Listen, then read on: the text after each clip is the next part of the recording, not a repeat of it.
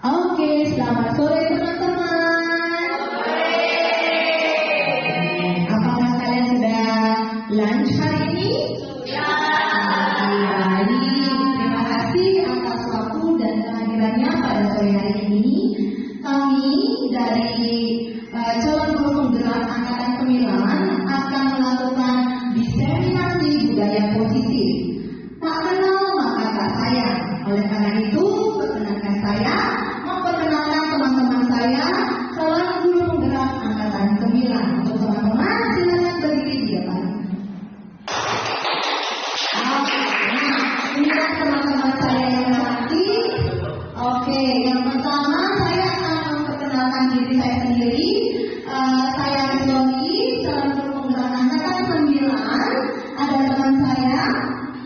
Halo teman-teman, kalian sudah mengenal saya Miss Beda, mengajar TKB di kelas. Terima kasih. Hai, selamat sore. Berjumpa kembali dengan saya Miss Yudi. Terima kasih. Saya Ayu Widianti. Saat ini bertugas di Morning Ibu. Terima kasih. Oke, tepuk tangan untuk semua. Oke, terima kasih teman-teman. Silakan duduk kembali ke tempat duduknya masing-masing. Nah, teman-teman, sebelum kita mulai acara diseminasi budaya positif, mari kita melakukan doa bersama terlebih dahulu agar acara ini berjalan dengan lancar. Saya akan memimpin langsung doa bersama sesuai dengan keyakinan masing-masing. Berdoa dimulai. Berdoa selesai. Baik teman-teman, kami di sini akan berbagi tentang budaya positif yang telah kami pelajari saat kami mengikuti pendidikan guru penggerak. Kami sebenarnya masih mengikuti pendidikan penggerak, tetapi ada tugas di nomor 1-4 untuk berbagi kepada teman-teman di sekolah tentang budaya positif. Nah, di sini kami akan secara bergilir berbagi. Yang pertama itu ada saya akan berbagi tentang paradigma baru. Selanjutnya itu ada Miss Yudi akan berbagi tentang disiplin positif, nilai kebajikan dan kebutuhan dasar. Setelah Miss Yudi ada Miss Meda akan berbagi tentang motivasi dan posisi kontrol. Dan terakhir yaitu Miss Ayu tentang keyakinan kelas dan restitusi. Nah, teman-teman, agar suasana tidak terlalu tegang tetapi tetap fokus, mari kita melakukan ice breaking terlebih dahulu. Nah, ice breaking ini bertujuan agar teman-teman tetap merasa relax, akan tetapi tetap fokus. Nah, ini ada ice breaking. Aturan ice breakingnya adalah teman-teman menebak logo yang muncul di layar.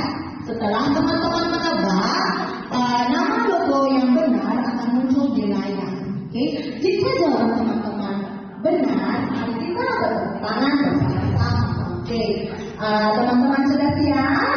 Mana siapnya teman-teman?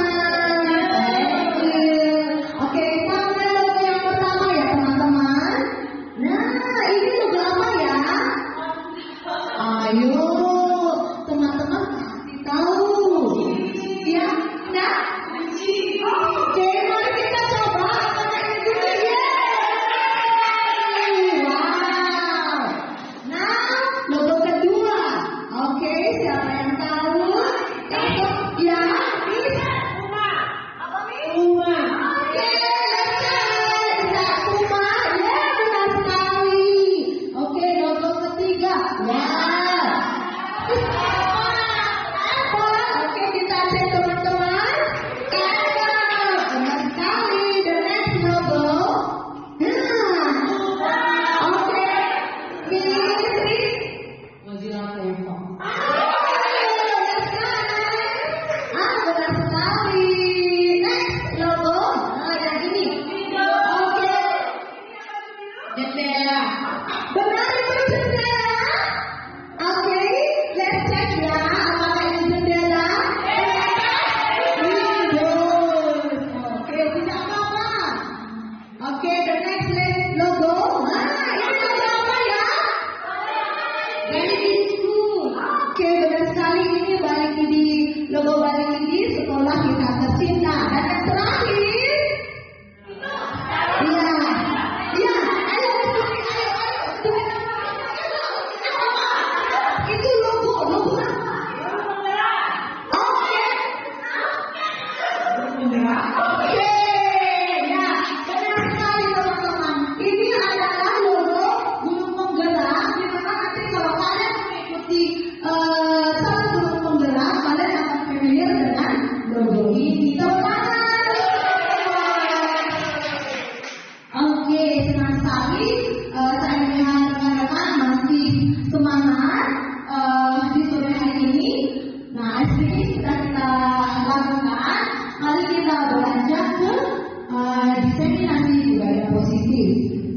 seperti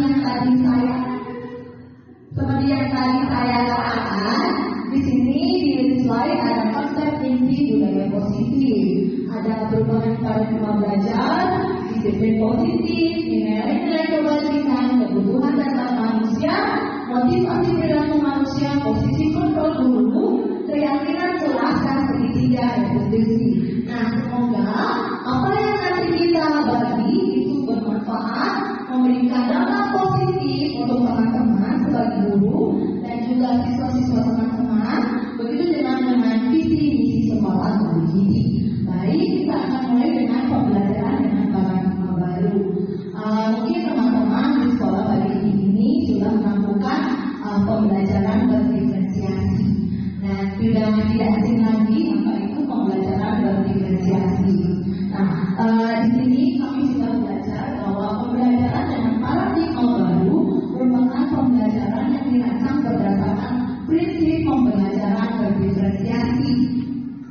Oke, nah pembelajaran berdiferensiasi itu bisa kita lihat peserta didik belajar sesuai dengan kebutuhannya berdasarkan tahap perkembangannya sesuai dengan teori psikologi modern untuk mewujudkan profil belajar Pancasila.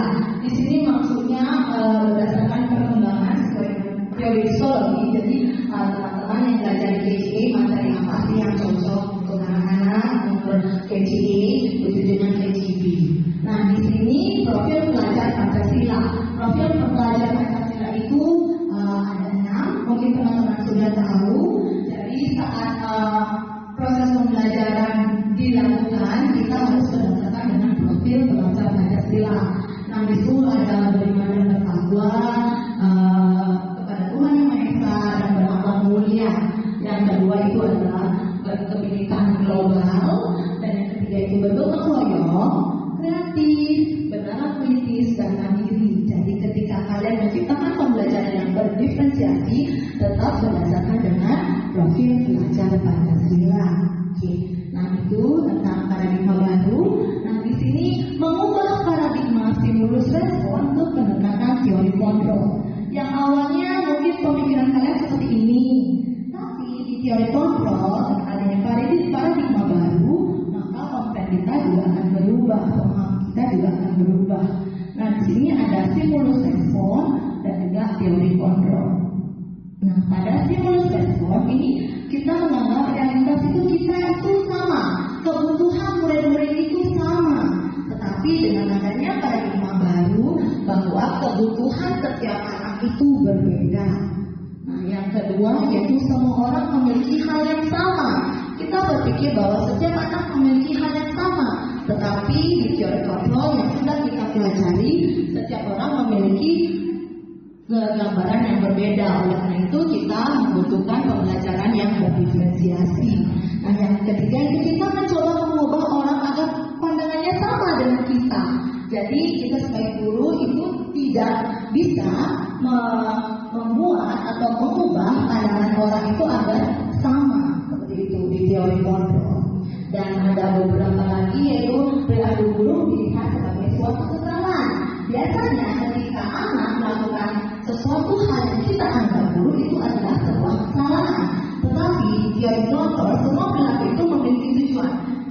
Kita tahu, kita harus mengetahui kenapa ya anak ini berbuat seperti itu. Pasti dia ada tujuannya, pasti ada alasannya. Dan yang berikutnya itu orang lain bisa mengontrol saya. Nah, di teori kontrol hanya Anda yang bisa mengontrol diri Anda. Sama ketika kita mempunyai suatu masalah, kita tidak bisa orang lain mengontrol kita, hanya diri kita yang bisa mengontrol. Begitu juga dengan siswa. Yang berikutnya, saya bisa mengontrol orang lain. Nah, kita sebagai orang, sebagai manusia, kita tidak bisa mengontrol orang lain dan tidak bisa. Ternyata itu kita anggap kita bisa, ternyata itu tidak bisa. Kita tidak bisa mengontrol orang lain. Dan yang selanjutnya, pemaksaan ada pada saat rujukan gagal. Nah, ketika kita merujuk tetapi itu gagal, kita paksa. Nah, di teori kontrol itu tidak. Jadi kita harus memang benar-benar melakukan pembujukan agar si anak memang mau dari dirinya sendiri, seperti itu. Nah, teman-teman lagi tentang paradigma baru dan juga teori kontrol. Oke, baik, untuk selanjutnya akan dilanjutkan oleh teman saya, Miss Judy. Judy, untuk dipersilakan. Halo, sore semuanya. Oke, masih semangat?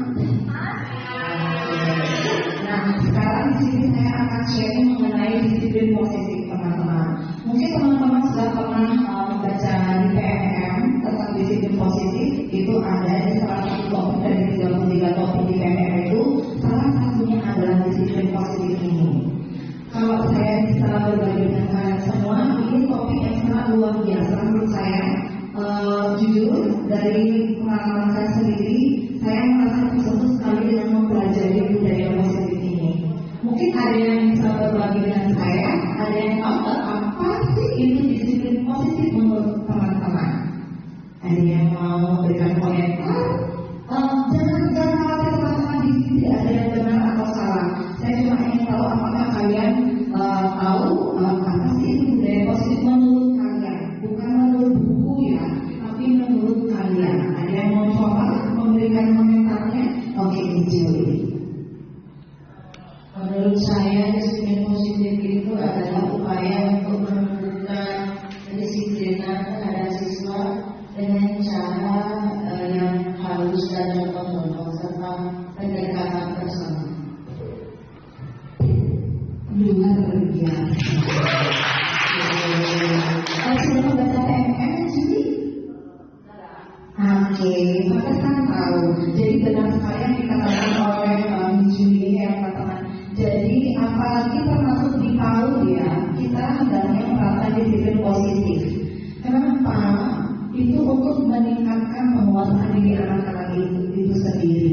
Kita ingin menumbuhkan motivasi intrinsik dari anak-anak itu sendiri. Jadi budaya positif itu diharapkan dilakukan oleh seluruh guru, baik dari tingkat bawah sampai tingkat atas.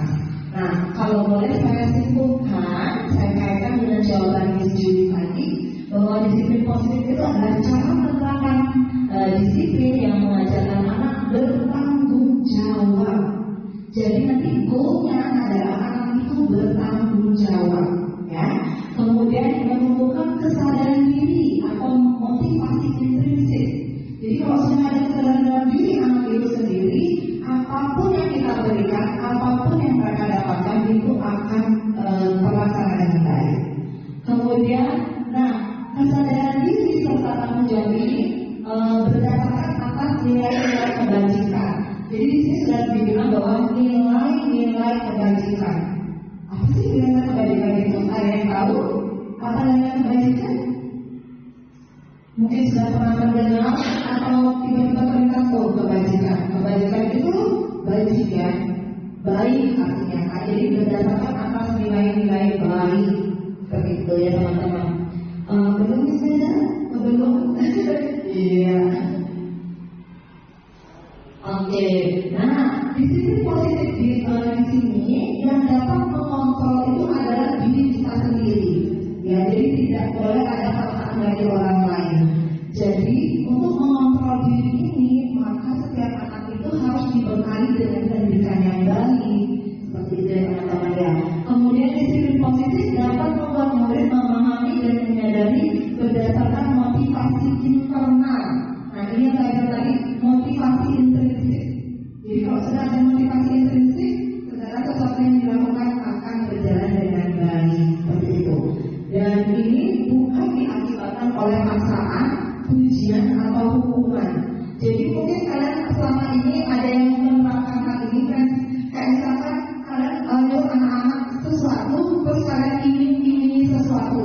Oke, dia berjalan dengan baik ketika saat itu, tapi itu tidak akan berjalan dalam jangka waktu yang panjang. Karena mereka kan tidak memberikan ini atau memberikan pujian atau penghargaan, hal itu tidak akan terjadi. Jadi untuk menerapkan disiplin positif diharapkan peserta didik itu sudah memiliki motivasi dalam dirinya, bukan disuruh sama misnya, bukan karena penghargaan seperti itu. Oke, selanjutnya saya akan membahas tentang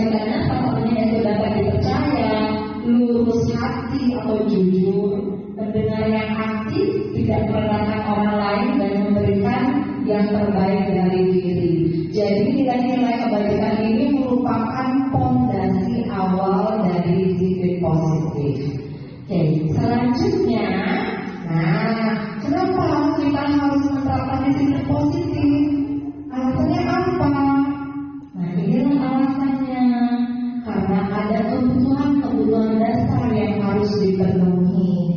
Apa saja kebutuhan dasarnya? Inilah kebutuhan dasar dari manusia, baik itu manusia yang dari lahir sampai dia tua. Ada 5 kebutuhan dasar yang harus dipenuhi. 1 yaitu bertahan hidup. Apa yang digunakan untuk bertahan hidup? Ya, makan, pakaian, tempat tinggal, keamanan dan kesehatan. Kemudian kebutuhan yang harus dipenuhi, kebutuhan rasa kasih sayang dan rasa diterima. Di sini ada nggak yang mau nggak disayang? Oke, oh semua pengen disayang ya. Oke, karena itu kebutuhan dasar kita. Yang ketiga yaitu penguasaan, yang keempat kebebasan, dan yang kelima adalah ketenangan. Jadi ini merupakan kebutuhan dasar manusia yang harus dipenuhi. Jadi ini sangat penting untuk dipahami teman-teman. Jadi sebelum teman-teman memberikan pendidikan pengajaran kepada anak-anak, teman-teman harus tahu apa sih kebutuhan anak itu, apa sih yang harus kalian lakukan untuk mencakupi kebutuhan dasar anak-anak ini. Seperti itu ya. Oke, ada pertanyaan mengenai hal ini teman-teman? Oke, tidak ada. Baik, saya lanjutkan ke tema berikutnya yang akan disampaikan oleh Miss Aini. Silakan Miss Aini. Oh, mohon maaf, Miss Mega. Mohon maaf. Baik, terima kasih. Teman-teman, di sini saya akan membawakan motivasi perilaku manusia.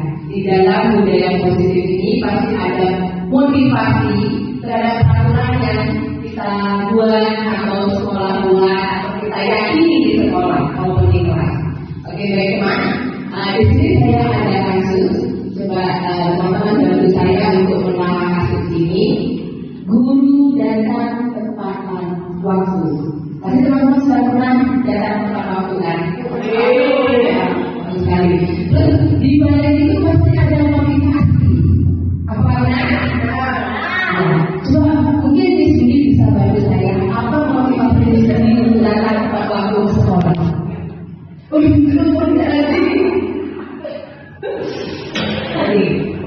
menjadi guru teladan. Wah, jadi di sini ada 2 ya. Motivasi di sini ada 2. Yang pertama motivasi intrinsik dari diri sendiri. Yang kedua karena stimulasi. Begitu ada imbalan di belakangnya. Oke, terima kasih Juli. Satu lagi, saya akan bertanya kepada Miss siapa ya? Oke, Miss Mari, apa motivasi saya untuk datang tepat waktu ke sekolah? Supaya tidak ikut. Baik, di sini saya menemukan lagi ya kasus yaitu saya tidak diinformasikan lagi. Oh my god. Ya, tapi motivasi ini saja belum muncul di sini. Mungkin ada di sini yang takut akan hukuman dari kepala sekolah. Tidak ada. Tapi semua karena takut dipotong. Wow, luar biasa sekali teman-teman. Ya, teman-teman bisa lihat saya. Jadi ada 2 motivasi yang di sini saya di budaya positif diperkenalkan, yaitu motivasi internal dan motivasi eksternal. Tadi saya menemukan ada yang bisa bantu saya yang tadi saya tanyakan, apakah masuk ke motivasi internal atau motivasi eksternal? Eksternal, luar biasa.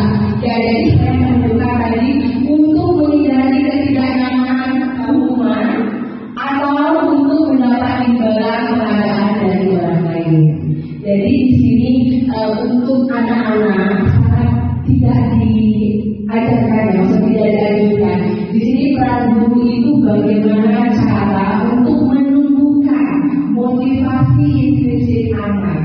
Apa itu motivasi intrinsik? Motivasi untuk menjadi orang yang mereka inginkan dan menghargai diri sendiri. Di sini diajarkan bagaimana cara menumbuhkan motivasi dari diri anak sehingga mereka nanti mampu bertanggung jawab pada dirinya sendiri. Jadi bukan karena ada imbalan mereka mau bertanggung jawab. Ya, karena motivasi internal ini seperti yang dikatakan Suci tadi adalah motivasi yang dampaknya jangka panjang untuk mereka. Oke, terima kasih. Mungkin dilanjutkan untuk menaati peraturan. Mungkin teman-teman di kelas sudah membuat kesepakatan bersama anak-anak tentang peraturan yang kalian buat di kelas. Sudah ada yang merasakan? Sudah mungkin ya, setiap harinya ketika teacher mengajar keep listening. Nah itu adalah salah satu peraturan atau aturan yang kalian yakini di kelas. Nah sekarang bagaimana jika anak-anak itu melanggar peraturan atau kesepakatan yang kalian buat? Apa yang kalian lakukan? Saya bertanya lagi kepada teman-teman. Nah, apa yang akan Miss lakukan?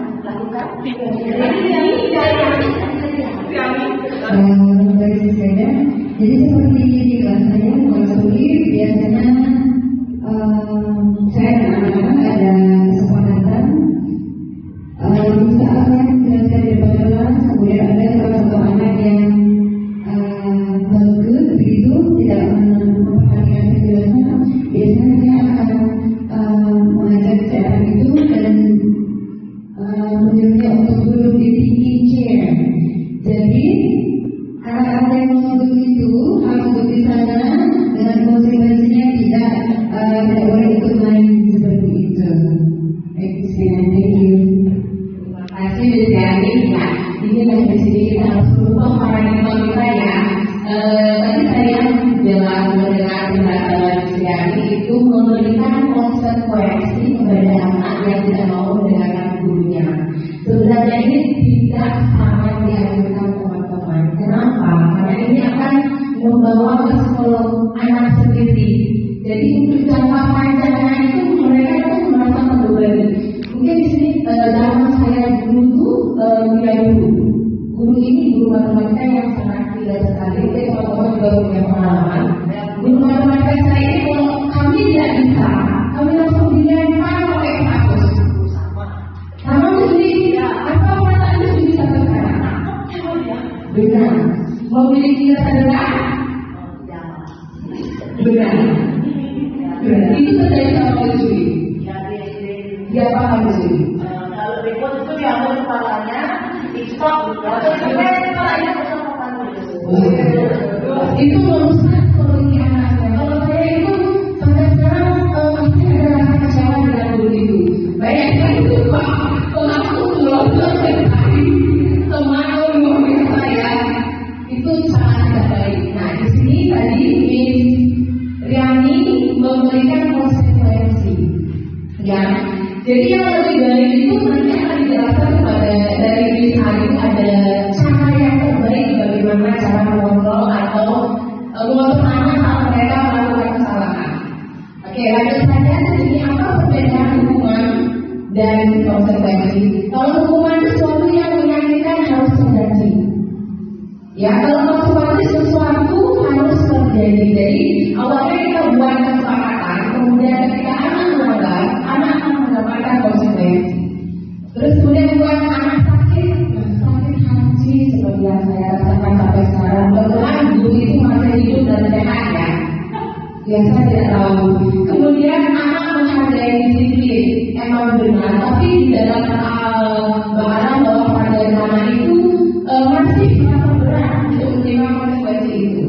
Kemudian anak memiliki kedisiplinan. Seperti anak kita mungkin teman-teman yang memiliki anak sudah memiliki pengalaman juga. Semakin kita sering berkumpul, semakin memuncak anak itu. Apakah benar teman-teman? Benar. Ya, oke. Lanjut. Mendorong anak yang diri sendiri. Benar sekali apalagi zaman sekarang kalau sering mendapat hukuman itu kedepannya mereka akan berpikir yang tidak kita bisa, yang tidak ada juga sama sekali. Kemudian konsekuensinya itu mendorong anak agar mudah menyelesaikan diri. Untuk hukuman konsep diri yang buruk, kemudian konsekuensinya adalah konsep diri yang baik. Kemudian anak belajar untuk menyembunyikan kesalahan karena mereka memiliki rasa aman yang besar. Kemudian untuk konsekuensi anak belajar untuk mematuhi peraturan. Jadi di bawah peraturan itu mereka bermain. Kemudian marah, rasa bersalah, dipermalukan, merasa tak dihargai. Ya, kemudian itu konsekuensi kehilangan hak, dibuat tidak nyaman, diartikan untuk sementara waktu aja mereka merasakan, kedepannya mereka akan berubah. Lanjut ke story. Ya, oke friend. Saya di sini ada beberapa pertanyaan. Teman-teman bisa mencoba menjawab apakah jawaban ini hubungan atau konsekuensi. Yang pertama, tercatat dalam sekali di dalam buku kalimat saya tidak akan berulang lagi karena terlambat ke sekolah. Itu hukuman atau konsekuensi? Hukuman. Oke, ada hukuman, ada konsekuensi. Kita akan lihat jawabannya nanti ya. Lagi di lapangan basket dua kali kata terlambat hadir di sekolah. Mudik diminta untuk push up 15 kali karena tidak terlambat ke sekolah. Menggantikan kerja tugas teman yang tak sekolah. Membersihkan kubah air di meja boleh disuruh untuk mengenakan sepatu sehari ke sekolah karena tidak mengenakan sepatu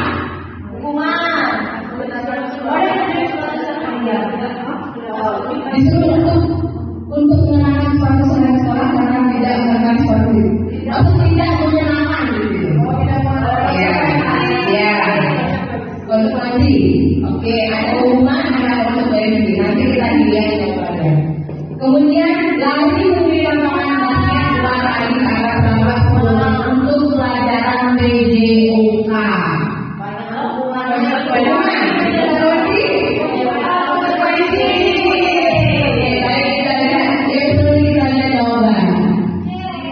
Jawabannya nomor satu itu hukuman. Kenapa hukuman teman-teman? Karena sangat beberapa kali ya, ketika anak mencatat satu sekali keterlambatan itu membuat anak apa namanya itu? Ya tidak sesuai dengan kehendak mereka. Lari di lapangan basket, yes hukuman. Ini secara fisik. Push up, tadi hukuman. Coret-coret, ya konsekuensi benar. Kalau kita coret dulu teman, pasti kita harus gantinya. Bersihkan rumah air, konsekuensi. Nah ini tadi sepatu itu seharusnya kalau pakai sepatu itu hukuman. Iya, tadi yang mempermalukan. Yang terakhir adalah di lapangan basket. Nah ini kenapa konsekuensi? Ada teman tadi yang mengatakan bahwa ini hukuman. Konsekuensi, mengapa konsekuensi? Karena ini untuk pelajaran PJOK. Karena di sana mereka juga berlatih olahraga menggerakkan badannya di sana. Oke, lanjut sorry.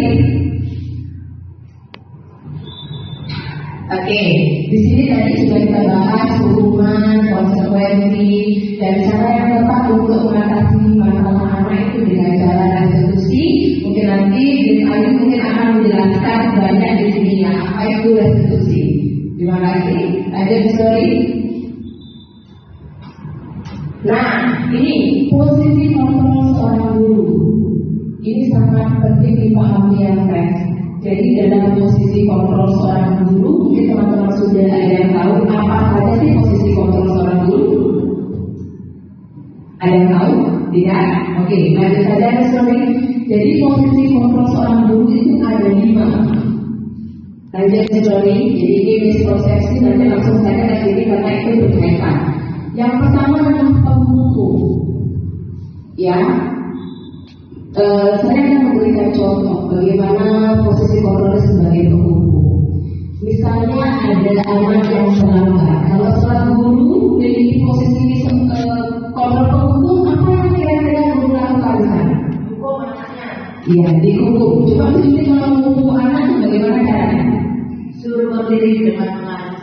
Ya, benar sekali. Hei kamu, ngapain datang terlambat? Berdiri di depan.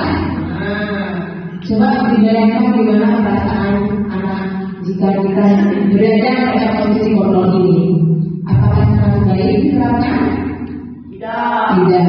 Lanjut, membuat rasa bersalah. Nah, jadi salah satu posisi kontrol yang kedua adalah membuat rasa bersalah. Di sini mungkin saya sering mendengar teman-teman berada dalam posisi ini.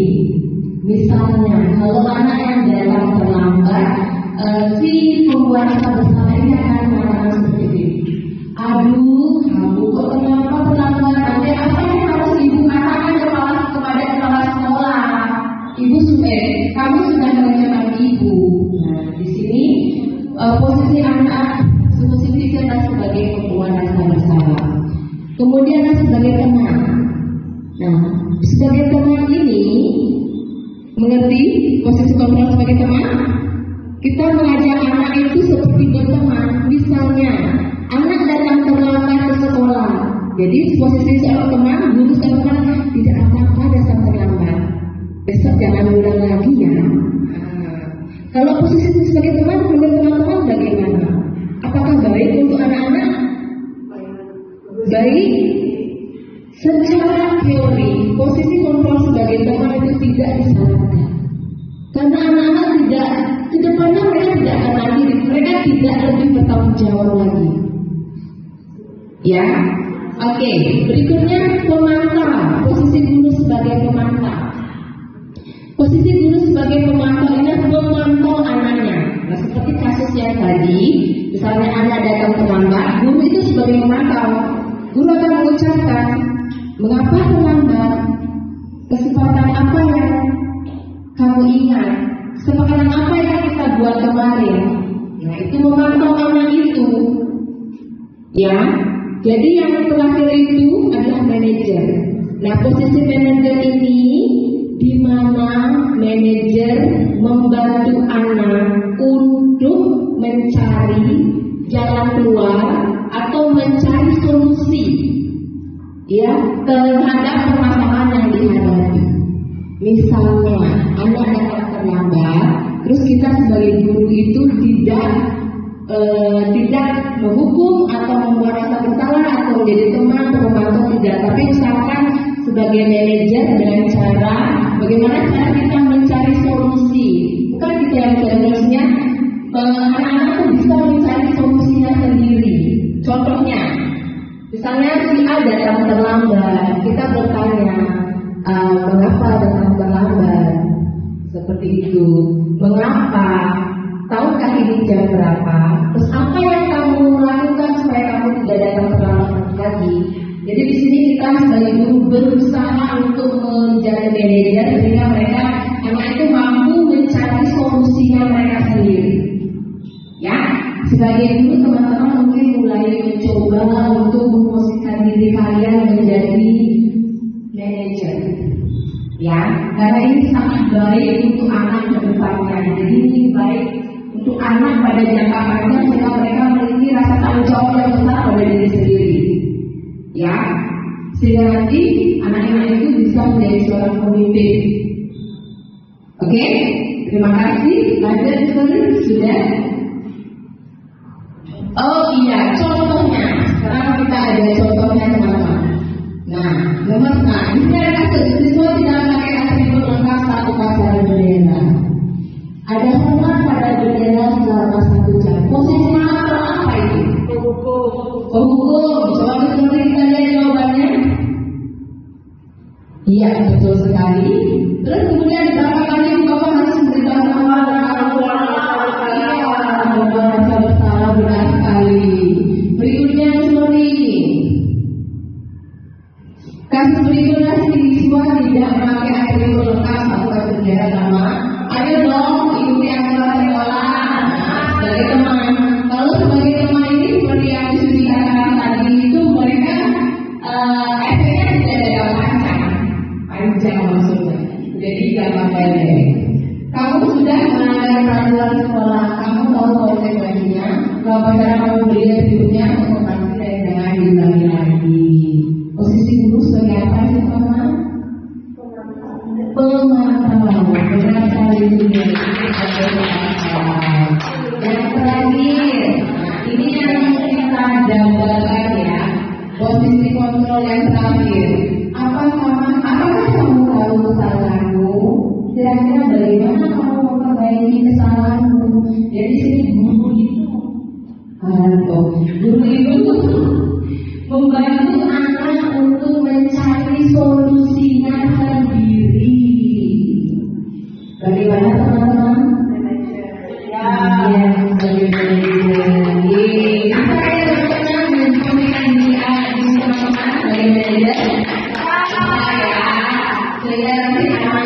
bisa menjadi pemimpin, anak itu bisa sukses ke depannya, tidak seperti kita ya, yang selalu di bawah posisi manajer. Jadi kita tidak selalu berkembang ke depan, melangkah maju kita tidak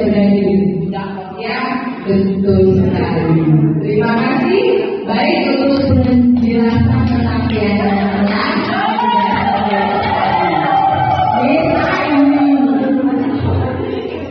Oke, terima kasih Miss Meda. Selamat sore teman-teman. Masih berada di luar ini? Di mana boleh bentuk tangannya sebentar? Kurang keras.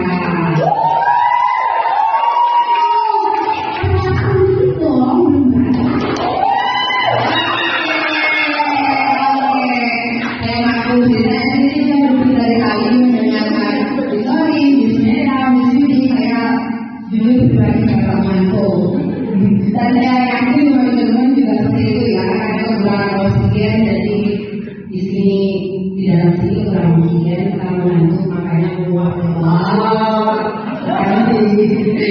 Oke, sekarang kita lanjutkan ya. Kita dari tadi di dalam saya sudah menunjukkan bahwa secara teori pengertian positif, kemudian ada dari posisi konfrontasi tadi, dan dari sisi juga memperkenalkan tadi disiplin positif dan lagi kalau baru. Nah, sekarang waktunya kita buka jendela, buka pintu kelas, kita menuju ke realitas kelas. Kenapa tidak bilang seperti itu? Karena topik berikutnya kita akan membahas tentang keyakinan kelas. Nah, mungkin ini kata yang tidak asing lagi bagi kita, keyakinan kelas. Coba ibu-ibu renungkan untuk adanya sebentar ketika kita mendengarkan kata keyakinan kelas. Apakah yang positif benar bagi ibu? Keyakinan kelas. Apakah sama dengan aturan kelas? Atau itu adalah dua hal yang berbeda? Satu di kutub utara, satu di kutub selatan. Sudah ketemu? Mungkin semua kayaknya tahu. Posisi meditasinya bagus sekali dari tadi. Mana menunjukkan keyakinan kelas itu apa? Kesepakatan bersama dengan satu kelas. Wah, mantap luar biasa. Oke, kita mendapatkan satu kata kesepakatan. Betul. Kesepakatan adalah sebuah keyakinan. Dulu sebelum ada restitusi, kita mengenal istilah kesepakatan. Namun kita akui saja boleh dipakai, komputer boleh dipakai, maka kata pun juga boleh dipakai kan? Maka mereka akan diupgrade menjadi keyakinan kelas. Lalu apakah keyakinan kelas itu sama dengan aturan kelas? Saya mau beli soalnya saya ngantuk. Kalau mau disediakan, apakah sama? Kembali juga terima oleh guru dan murid. Oke, terima kasih sekali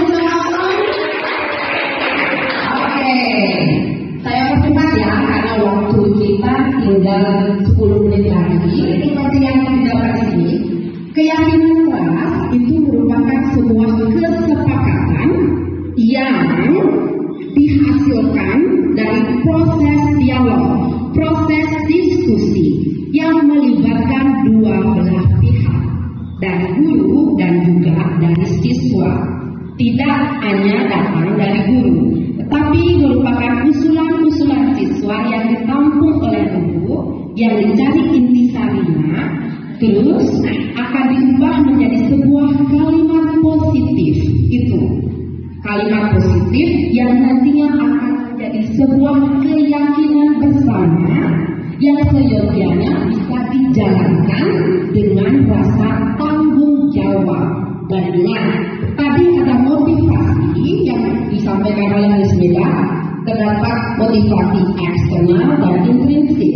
Jadi keyakinan ini diharapkan muncul dari motivasi intrinsik, walaupun tidak ada pengawasan, karena keyakinan ini mereka yakin nilai-nilainya, jadi mereka akan melakukannya dengan kesadaran pribadi, tumbuh dari dalam diri, seperti itu. Jadi itu keyakinan, dan ini adalah perbedaan antara peraturan dan keyakinan. Saya tidak akan bacakan lengkap karena seperti yang tadi disetujui. Bisa Ibu lihat di situ di peraturan saya akan membacakan beberapa. Di situ dinyatakan bahwa di peraturan selalu kembalikan buku ke tempatnya. Nah, ini juga peraturan itu adalah cara menjalankan sebuah keyakinan. Itu kata lainnya. Jika di peraturan tertulis selalu kembalikan buku ke tempatnya, maka keyakinan yang terkandung di dalamnya itu apa? Itu bisa kita hubungkan lagi dengan materi dari kebajikan universal yang diberikan oleh Misumi tadi. Itu di situ dicantumkan bahwa peraturan dengan selalu kembalikan buku ke tempatnya merupakan keyakinan kelas yang memiliki nilai tanggung jawab.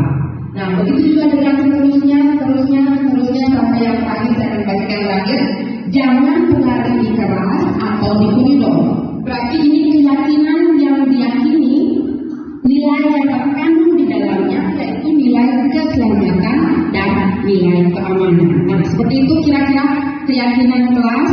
Dengan seperti yang Miss Wulan dan Miss disampaikan tadi merupakan sebuah kesepakatan yang berasal dari dua belah pihak yang memiliki unsur motivasi intrinsik, sehingga semua orang akan menyadari bahwa mereka harus menaati itu, meyakini nilai-nilainya dan melakukannya dari motivasi dalam diri, bukan sebuah harusan ataupun tuntutan dari orang lain.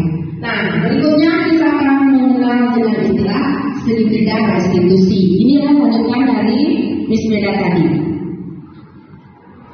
Oke, setiap penyelesaian permasalahan di kelas, seperti kami sudah bilang tadi, itu ada 3 jenis. Yang pertama hubungan, yang kedua konsekuensi. Nah, yang terbaru kita adalah ada istilah restitusi. Apakah itu restitusi? Ada yang pernah mendengar istilah ini mungkin? Belum? Oke, berarti belum buka PNN ya? Oh, belum sampai di topik itu. Ya, restitusi kita selama ini kita benar kita berpikir ketika penyelesaian masalah, suatu permasalahan terjadi di kelas, fokus kita kepada apa yang diselesaikan di situ. Masalah kan? Berarti selama ini kita fokus ke dalam permasalahannya. Mungkin itu benar seperti itu. Sebelum kita mengenal istilah restitusi. Nah, sekarang kita buang paradigma itu, kita kesampingkan dulu. Kita tahu paradigma baru yang disebut dengan restitusi. Restitusi itu adalah langkah penyelesaian masalah yang berfokus pada solusi masalahnya. Jadi kita tidak terus mencari masalahnya apa, mengapa bisa begini, yang nanti ujung-ujungnya akan berujung kepada pemberian hukuman, jeleknya atau lebih baiknya pemberian konsekuensi. Namun, di segitiga restitusi ini merupakan sebuah proses penyelesaian masalah yang berfokus pada solusi dan ditemukan oleh anak sendiri. Itu berasal dari anak tersebut mencari solusi permasalahannya dan mereka akan menjalankannya dengan rasa tanggung jawab. Berarti restitusi sama dengan penyelesaian permasalahan yang berfokus pada solusi. Nah, di sini ada 3 tahapan segitiga restitusi. Pada dasar ini disebut dengan menstabilkan identitas. Kemudian akan dilanjutkan dengan validasi tindakan yang salah dan yang terakhir menanyakan keyakinan. Lalu selanjutnya kita akan bahas satu persatu apakah yang dimaksud dengan setiap tahapan restitusi. Oke, yang pertama di sini kita melihat menstabilkan identitas. Dalam tahapan ini, dalam tahap menstabilkan identitas, kita memiliki prinsip bahwa kita harus memberikan penguatan kepada anak tersebut. Walaupun dia berbuat salah, tapi kita menstabilkan dirinya dulu bahwa apa yang dia lakukan itu adalah sebuah kewajaran. Ini di sini ada beberapa kalimat yang bisa kita gunakan ketika berada dalam tahapan menstabilkan identitas. Seperti berbuat salah itu wajar. Berarti ketika ada permasalahan misalnya anak-anak datang terlambat atau dalam kasus kita anak-anak tahu nanti ketika anak-anak menutup pintu dengan keras karena ini bukan kesepakatan dalam kesepakatan, bisa kita sampaikan dengan sendiri. Bisa pilih salah satu seperti ini atau kalimat yang mendekati seperti ini. Di dalam stabilitas identitas ini tujuannya agar si anak yang melakukan kesalahan tersebut tidak terfokus dalam kesalahan yang luar. Berarti ketika kita mendekati dia tidak takut, tidak bergerak, tapi kita menenangkannya dulu sehingga dia bisa berpikir jernih. Nah, dari pandangan ibu-ibu sih saya sudah tahu, saya bisa pengertiannya. Ngomong gampang, kita itu teori, coba prakteknya gimana? Memang susah. Saya jujur sendiri juga susah. Tapi mari kita berusaha seperti itu ya. Bagaimanapun kita di TK, di pendidikan manusia ini adalah sebuah fondasi awal pembentukan karakter seperti itu. Nah, selanjutnya setelah stabil identitas anak tersebut, kita akan melanjutkan ke tahapan kedua, validasi tindakan yang salah.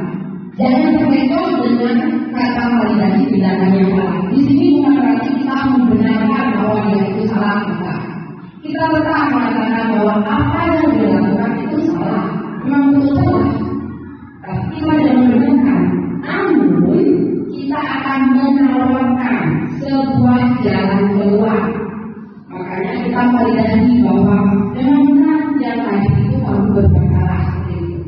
Karena kita tidak pernah membenarkan kesalahan. Jadi saat ini kita menekankan bahwa apa yang telah dia lakukan tadi itu adalah sebuah kesalahan. Setelah jiwanya stabil, identitasnya stabil, seperti itu. Beberapa kalimat yang bisa kita katakan ini ada di dalam modul kami yang kami tulis itu, seperti bisa kita mengatakan seperti ini. Kamu pasti punya alasan mengapa melakukan hal itu. Berarti kita mencari alasannya mengapa mereka melakukan tindakan kesalahan tersebut, seperti itu. Nah, kita lanjutkan yang terakhir dari tahap validasi, kemudian kita akan lanjut ke tahapan selanjutnya menanyakan keyakinan. Keyakinan apa yang ditanyakan di sini? Yaitu keyakinan kelas tadi yang sudah kita sepakati bersama. Berarti kita mengajak anak untuk menggali kembali ingatannya, mengingat kembali keyakinan apakah yang sudah dia lakukan dengan melakukan kesalahan tersebut. Dan ujung-ujungnya nanti setiap proses ini dilalui, kita akan menanyakan solusinya. Menurut kamu solusi yang tepat untuk menyelesaikan kesalahan ini bagaimana? Seperti itu. Dan bisa masih ada slide-nya. Apakah yang lain? penerapan. Oh ya, ini penerapannya. Oke, itu contohnya. Yang tadi teorinya, sekarang penerapannya. Oh, yang tadi ya. Kita yang sudah waktu. Ya, kita. Oh, sudah finish. Oke. Seperti itu, berarti restitusi adalah cara penyelesaian permasalahan yang berfokus pada menemukan solusi yang berasal dari anak tersebut, bukan dari kita. Kita hanya bertugas untuk menuntut. Jadi dia akan bertanggung jawab sendiri atas semua tindakan yang telah dilakukan. Oke, baik teman-teman, demikian definisi budaya bisnis kita pada hari ini. Sekarang kita akan buka sesi diskusi ya teman-teman. Silakan bagi yang ingin bertanya, saya persilakan. Baik, terima kasih Miss Ayu, teman-teman Miss Yudi dan juga Miss Mega atas berbaginya pada sore hari ini. Nah, teman-teman, itu tadi tentang budaya positif yang bisa nanti teman-teman terapkan di kelas masing-masing. Nah, sekarang saya akan buka untuk sesi tanya jawab. Mungkin ada beberapa hal yang perlu teman-teman tanyakan tentang budaya positif yang telah kami jelaskan di sore hari ini. Silakan teman-teman. Oke, baik, Miss Yudi. Baik.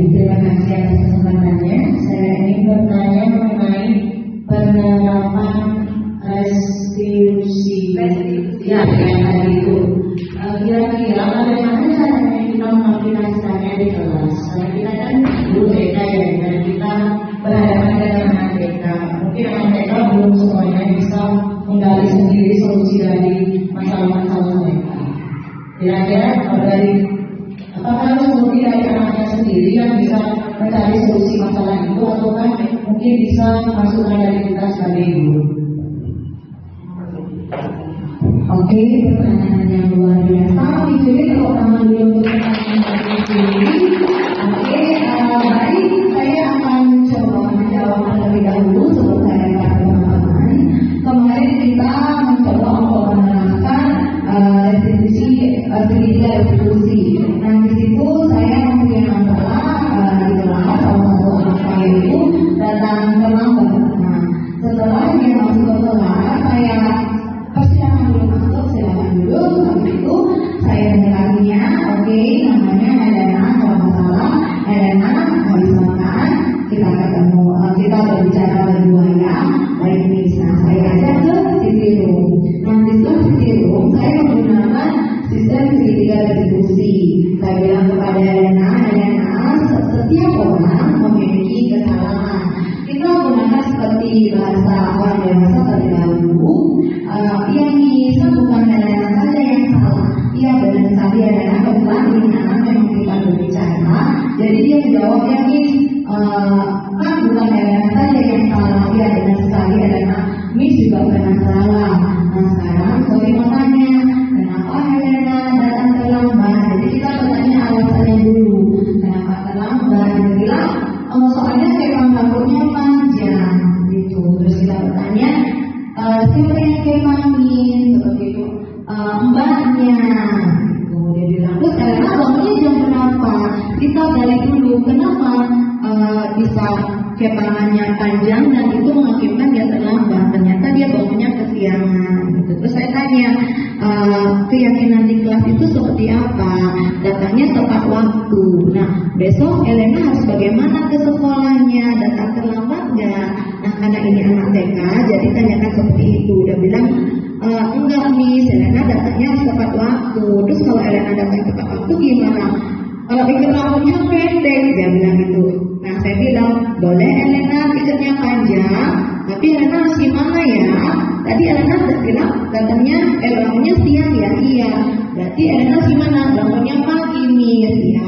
Nanti Elena coba ya bangunnya pagi, ya Elena bisa datang tepat waktu. Elena janji mau coba, ya Miss. Jadi dia akan menemukan kenapa sih dia terlambat dan apa solusinya seperti itu, Miss Julie. Iya betul sekali, karena kita anak TK, kita bantu dengan kalimat pemantik yang memudahkan mereka untuk menjawab dan mencari solusinya sendiri. Itu mungkin ada teman-teman yang ingin. Boleh kok bicara Miss Julie berbagi kalau mereka. Oke, baik, ini sudah ada sekali. Silakan misalnya. Sama sebenarnya seperti yang diungkapkan oleh Miss Zoe tadi, bahwa dalam restitusi itu ada 3 tahapan kan. Satu kan kita harus validasi kesalahan dan juga menanyakan keyakinan. Kasus tadi itu memvalidasi identitas itu berarti kita menggali dulu menstabilkan identitasnya dia yang fokus itu sebenarnya sih. Jadi dia fokus tentang apa yang terjadi. Jadi itu disuruh tahapan itu. Nah kalau pertanyaannya tadi bagaimana caranya itu kan nanti kalau mungkin kalau mereka menemukan solusi sendiri, ya, walaupun bukan anak mereka pun mereka sepertinya juga masih perlu tuntunan kan. Itu gunanya kita berada di samping mereka, berarti kita harus bodoh-bodoh harus bilang solusi apa sebenarnya kita. Jadi kita memang harus memakai kalimat-kalimat beruntun atau kalimat-kalimat yang bisa memantik mengingatkan kembali ke mereka keyakinan kelas apa sih yang mereka lakukan, terus untuk menjalankan itu seperti apa nanti selanjutnya seperti itu ya. Yang kasus dari sore tadi kan berarti bahwa data pemantas ya berarti kan diyakinkan, ditanyakan dulu keyakinannya, setelah menanyakan keyakinan kelas yang dilanggar, berarti Miss menawarkan sebuah solusi alternatif kepada mereka seperti itu. Jadi memberikan sebuah pilihan. Kalau untuk kita itu memberikan beberapa pilihan yang mereka bisa pilih seperti itu. Kalau kita di anak PAUD, jadi tidak menawarkan solusi tunggal.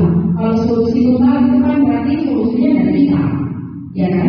Kalau kita mendapatkan pilihan alternatif lebih dari 1, 2, bahkan 3 mereka yang memilih, berarti yang mana yang namanya mereka untuk melakukan, untuk nanti memperbaiki, untuk mencari solusinya, seperti itu kira-kira. Mungkin agak susah memang di TK, tapi mari kita usaha bersama-sama. Seperti yang saya bilang tadi, teori memang gampang, tapi praktek itu memang harus kerja keras, butuh banting tulang, tenaga. Seperti itu mungkin kira-kira ya. Saya kembalikan ke bisa. Baik, terima kasih Miss Ayu. Benar sekali kita itu di guru TK bersama di Julia. Jadi kita berproses dulu, nanti biar tercapai segitiga diskusi di sekolah kita. Nah teman-teman, ada yang bertanya lagi? Oke baik, karena tidak ada yang bertanya lagi, mari kita tutup diseminasi budaya positif pada sore hari ini dengan doa. Karena kita mulai dengan doa, jadi kita tutup dengan doa. Doa akan seperti sebelumnya, saya pimpin langsung sesuai dengan keyakinan kita masing-masing. Berdoa mulai. Berdoa selesai. Baik, terima kasih terutama yang melihat.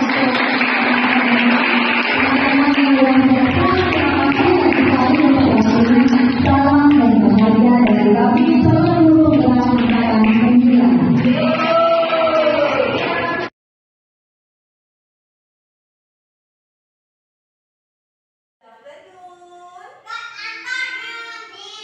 Okay, good afternoon, Tristan. Good afternoon,